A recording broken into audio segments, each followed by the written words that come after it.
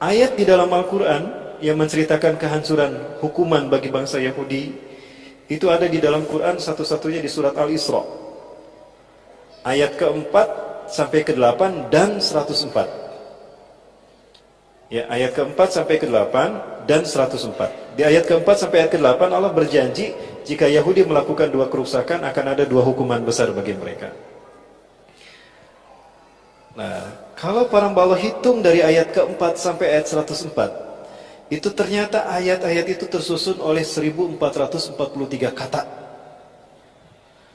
Silahkan hitung. Kata yang dimaksud adalah kalimat isim, fi'il, huruf. Jadi harus ngerti dulu mana isim, mana fi'il, mana huruf. Kalau itu tersusun dari 1443 kata itu, berarti sesuai dengan angka 2022. Pertanyaannya, kebetulan atau isyarat Qur'aniyah? Nah, ini persoalan merupakan hal yang dibicarakan oleh 15 negara Eropa. Mereka mengirimkan intelijen terbaik mereka tahun 2005. Semuanya berkumpul di markas CIA, CAE. Ya, CIA bahasa orang namanya CIA. Dan bahasa Inggris mah jujurnya CIA di Langley, Virginia, Amerika Serikat. Mereka membuat rumusan yang menjadi laporan rahasia. Tapi tetap aja bocor. Punya saya tahu. Apa itu? Ya, in 2024 we raise new Islamic Caliphate in the world, and the Europe will become Muslim state. Ini balaganya. Gitu bahasa Inggrisnya. Ini diapalin sekian tahun saya sama saya. Itu gue udah mangsa gitu-gitu lah. Mereka yakin di tahun 2024 akan muncul sistem khilafah yang terbaru. Oh, berarti mereka paham hadis Rasul. Kemudian akan ada dominasi umat Islam di seluruh dunia, terutama di Eropa. Sampai mereka mengatakan Eropa akan menjadi wilayah Islam. Persis seperti apa yang disampaikan Rasulullah, bahwa kiamat tidak akan terjadi sehingga Bani Rum paling banyak di dunia dan Arab sedikit di dunia. Dan Bani Rum ini mereka akan berbondong-bondong masuk Islam. Yadkhuluna fi dinillahi fil islami afwaja, akan masuk Islam secara berbondong-bondong. Dan itu kata Rasulullah ditekan dulu umat Islam, maka mereka akan penasaran seperti apa Islam ini. Pada akhirnya tekanan yang dialami umat Islam menjadi sebab hidayah bagi mereka. Fakta sejarah ini, fakta empiris. Pasca WTC dihancurkan, umat Islam dituding teroris kan. Mereka penasaran, betul Islam itu teroris? Ternyata pasca WTC umat Islam mereka bangsa Barat berbondong-bondong masuk Islam. Bahkan ada satu negara yang diprediksikan akan menjadi negara pertama yang menerapkan syariat Islam di Eropa. Dan itu negara di mana pernah ada karikatur penghinaan kepada Rasulullah SAW di Denmark. Sepertiga parlemen Denmark itu Muslim. Ya, Danish Muslim Party ini menang dalam pemilu dan mereka menyatakan akan memberlakukan syariat Islam. Saya nggak tahu kabarnya bagaimana sekarang, ya Denmark. Itu tahun 2000 berapa tuh? 2014. Nah, baik, mulai rahmat Allah. Asumsi yang berikutnya. Ini dari Rasulullah SAW. Ya, bukan asumsi ya. Ini nubuah kalau dari Rasulullah. Maaf, saya keceletot. Jangan viral ya.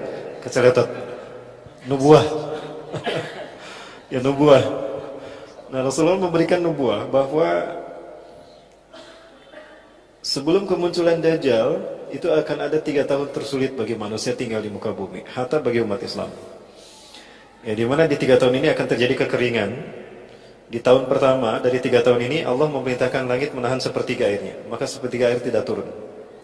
Dan Allah melarang bumi untuk tidak menumbuhkan sepertiga tanamannya, maka kekeringan merajalela di mana-mana. Di tahun yang kedua Allah memerintahkan langit antah bisa sulusai matriha.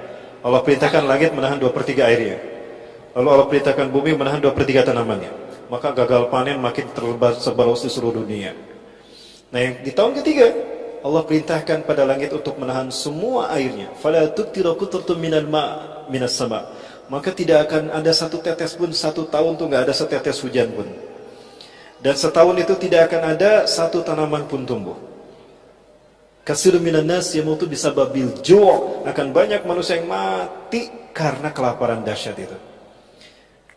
Ya, Siti Aisyah bertanya, Aisyah kalau tidak salah bertanya, "Ya Rasulullah, fabima ya'ishu nas bidzalika zaman ya Rasulullah?" Wahai Rasulullah, lalu manusia bertahan hidup dengan apa? Rasulullah menyatakan, "Bitakbir wa tahmid wa tahlil wa tasbih." Manusia akan hidup dengan subhanallah walhamdulillah wallahu akbar. Ya, yakfi lahum majrat at-ta'am. Itu akan mencukupi mereka sebagaimana makanan mencukupi, mengenyangkan mereka. Tapi artinya ya, bukan memang dengan tasbih itu kita kenyang. Tapi Allah menurunkan berkah di mana mereka bertasbih, bertakbir, bertahmid dan tahlil. Malaikat Allah turunkan untuk melindungi mereka. Majelis taklim seperti ini. Jadi kalau mau hijrah ke majelis taklim, di situ kita akan selamat. Itu kata Rasulullah. Nah, para sekalian, itu 3 tahun. Di tahun ketiga itulah Dajjal muncul. Dajjal akan datang pada satu kaum, berkata pada kaum tadi, "Matabguna min rabbikum?" Apa yang kalian minta dari Tuhan kalian? Kaum itu berkata, "Kasirun minna yamutuna bisababil ju'. Lau tastati an ta'ti alaina ta'aman nasjudu laka rabban lana." Banyak dari kami meninggal karena kelaparan. Jika Anda bisa memberikan makanan pada kami, kami akan sujud menyembah Anda sebagai Tuhan. Maka Dajjal berkata pada mereka, "Mana pundi-pundi makanan kalian?" Maka mereka mengeluarkan pundi-pundi makanannya. Ada yang mengeluarkan baskom, tolombong, magicom, catering, misting. Dajjal menggerakkan tangannya di atas pundi-pundi itu, lalu mereka penuh dengan makanan. Maka sujudlah mereka kepada Dajjal, dan paling banyak itu adalah kaum wanita. Lalu datang Dajjal kepada kaum yang kekeringan. Mereka berkata kepada Dajjal, "Kami menginginkan agar Tuhan menurunkan hujan pada kami." Kata Dajjal, "Jika aku bisa menurunkan hujan, apa yang ingin kalian berikan padaku? Kami akan sujud menyembah Engkau sebagai Tuhan." Maka Dajjal mengangkat kedua tangannya, awannya dihalau, hitam awan di atas kaum itu, lalu katakan Dajjal kepada awan tadi, "Anzil ya sama' kulla matraki indak." Hai langit, turunkan semua airmu. Ngegebret hujan saat itu. Apa ngegebret bahasa Inggrisnya? Deras hujan mencurahkan. Sujudlah mereka kepada Dajjal, kebanyakan kaum wanita. Lalu Dajjal datang pada kaum yang beriman, dan Dajjal tidak mendapatkan apapun dari kaum beriman, karena mereka tahu itu Dajjal. Dan kaum beriman berlindung dari Dajjal. Maka Dajjal marah dan menjadikan negara mereka kering luar biasa. Lalu Dajjal pergi meninggalkan kaum beriman tadi. Dari jauh Dajjal menggerak-gerakkan tangannya, maka keluar segala sesuatu yang ada di bumi. Nah, itu kata Rasulullah 3 tahun sebelum kemunculan Dajjal. Artinya di 6 tahun ini, karena di fase yang kelima Dajjal sudah mati. Jadi kalau fase yang kelima dimulai 2024, berarti Dajjal mati tahun 2024. Maka dari itu, ini dari kasih sayang saya pada teman-teman yang belum nikah, buruan kawin. Nanti sebelum datang Dajjal. Kalau Dajjal datang, kita nggak akan sempat. Ya, yang sudah nikah cepat ta'adud. Ini dari Pak Kak Edwin, bukan dari saya. Kalau saya masih belum berani. Ya, baik. 3 menit lagi boleh, Ustaz? Atau 5 menit lagi? Sampai subuh juga nggak apa-apa. Ya, saya mendominasi nanti. Ya. Tapi nggak lama lagi, Pak. Baik, sampai mana tadi? Sampai disuruh nikah. Dajjal muncul di tahun itu. Para sekalian yang dirahmati Allah, kalau tadi, nah itu hadis tadi saya dapatkan di dalam kitab yang sama dari Sauban. Nah sekarang ini pernah saya sampaikan juga di sini. Sekarang hadis dari BMKG, Badan Meteorologi, Klimatologi dan Geofisika. Di interval 2019 sampai 2022 akan ada badai El Nino yang akan membawa hawa kering, di mana di interval tadi akan ada 3 tahun kemarau panjang. Nah, berarti secara ilmiah dan secara nakli ini bisa dibuktikan. Berarti tidak lama lagi. Kalau menurut BMKG lebih cepat, tahun depan dimulai. Jadi di saat kita pesta pemilihan presiden itu kering, berbau, ya garing. Nah, di saat itulah justru Islam akan zahir. Islam akan zahir. Ya, di mana Islam akan zahir, akan munculnya orang-orang pilihan Allah, aktor-aktor yang akan Allah munculkan. Yang pertama, Allah akan munculkan seorang pemuda yang akan mati di tangan Dajjal. Pemuda ini adalah pemuda terbaik imannya di muka bumi. Tidak ada yang lebih hebat imannya ketimbang pemuda ini. Ya, ketika Dajjal datang, kata Rasulullah, "Saya tidak Dajjal ilal Madinah." Dajjal akan datang ke Madinah. Wa huwa mani'un min duhuliha. Tapi Dajjal terhalang memasuki Madinah. Fa inna likulli babin bawabatin Madinah lahu malakan. Karena setiap pintu gerbang dari Madinah ini dijaga oleh 2 malaikat. Bisihamihim dengan panah mereka. Rasulullah menyebutnya dengan panah, bukan dengan AK-47. Jadi yang harus kita latih panah, bukan AK-47 ya. Betul angkatnya 47? Bukan 59? Bukan 70 ya. Nah, setiap Dajjal mau masuk dipanah dia. Dajjal takut, maka dia keluar, tinggal di bukit Jabal Habsi. Di saat itulah keluar pemuda tadi. Pemuda ini datang menghadap Dajjal. Orang sembunyi karena takut kepada Dajjal. Justru dia datang menghadap Dajjal. Ya gulam, hal tatakid ana rabbuk? Dia ni rabbuka. Hei pemuda, kamu yakin gak aku Tuhan kamu? Yang saya tahu Tuhan gak sejelek kamu. Kamu mah jelek. Rambut kamu berkelek. Mata kamu pecak sebelah. La araftu li annaka Dajjal kama qala Rasulullah SAW. Yang aku tahu kamu Dajjal sebagaimana sabda Rasulullah. Dajjal marah. Pegang dia, digergaji dari kepala sampai juga. Lalu Dajjal berkata di tengah-tengah tubuh pemuda ini, jika aku hidupkan kembali dia, apakah kalian mengakui aku Tuhanku? Apa kalian masih ragu aku Tuhan kalian? Tidak. Dajjal menyatukan tubuh pemuda ini dan bertanya lagi setelah dihidupkan. Ya gulam, masjid tartabun aliyani rabbuka. Hai kamu masih yakin? Masih ragu kalau aku Tuhan kamu? Bahkan aku makin yakin kamu tidak Dajjal. Dibunuhlah pemuda ini dan tidak ada lagi orang yang dibunuh setelah pemuda ini oleh Dajjal. Itulah pemuda yang terbaik imannya di muka bumi. Hari ini pemuda itu sudah ada. Usianya 14 tahun. Tahun 2004 lahir pemuda ini di Gaza, dan ini keyakinan Syekh Naji Royan. Makanya Gaza dibantai tahun 2008 sampai 2009, Desember sampai Januari 2009 itu dibantai 700 anak-anak laki-laki, anak-anak mati. Karena Israel mencari anak ini. Anak ini lahir dengan keajaiban. Baru beberapa jam dilahirkan, ketika mau masuk mobil dipangku sama neneknya, anak ini berkata, Assalamualaikum warahmatullahi wabarakatuh. Hah? Anda sih biasa dibawa adik? Ya budak orang bisa salam. Waalaikumsalam, jangan ente bisa ngomong gini. Bayi itu kemudian berkata, Ana rajulun alladhi sayaqtuluhu Dajjal, fala yusallitu ahadan ba'di. Aku adalah pemuda yang akan dibunuh Dajjal. Setelah aku tidak ada lagi yang akan dibunuh Dajjal.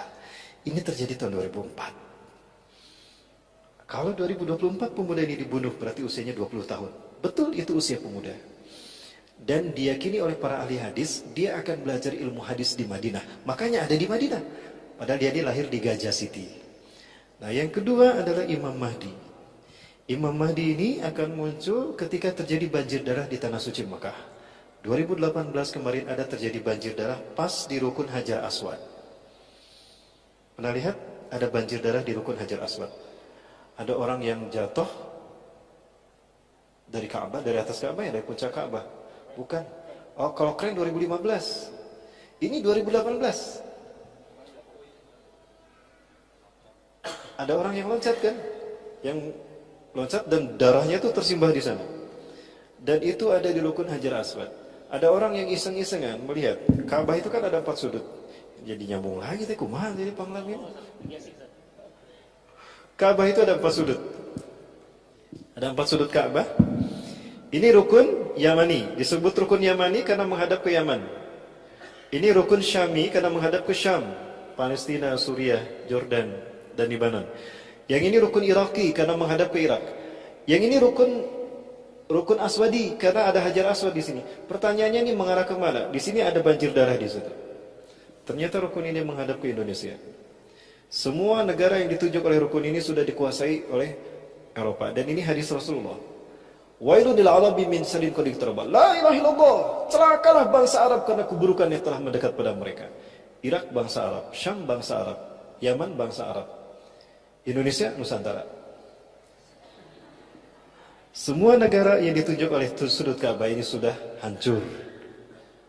Tinggal Indonesia. Apakah ini isyarat akan ada peluang kebangkitan Islam dari Indonesia? Itu yang dikatakan oleh 5 ulama besar. Di momentum hijrah ini, kata Rasulullah, akan ada hijrah kembali. Ini betul-betul terakhir, Ustaz. Satakunu hijratun ba'da hijratin. Akan terjadi hijrah sesudah hijrah. Wa khairu ahli al-ardi yawmaidin alladina yuhajiruna ila biladi hijrati Ibrahim. Sebaik-baik manusia di muka bumi di fase itu adalah mereka yang hijrah ke bumi hijrahnya Ibrahim, Palestina dan Suriah. Fayakushurun nas khurujahu. Maka yang ada di muka bumi adalah makhluk-makhluk yang buruk, yang tidak ada iman walau sebesar biji sawi saat itu. Walaupun sebesar biji sawi, mereka tidak punya iman. Para sahabat bertanya, alisa fihi muslimun ya Rasulullah? Apakah tidak ada orang Islam di tengah-tengah mereka? Oh, banyak orang Islam saat itu. Lakinna imanuhum la yujawizu hanajirahum.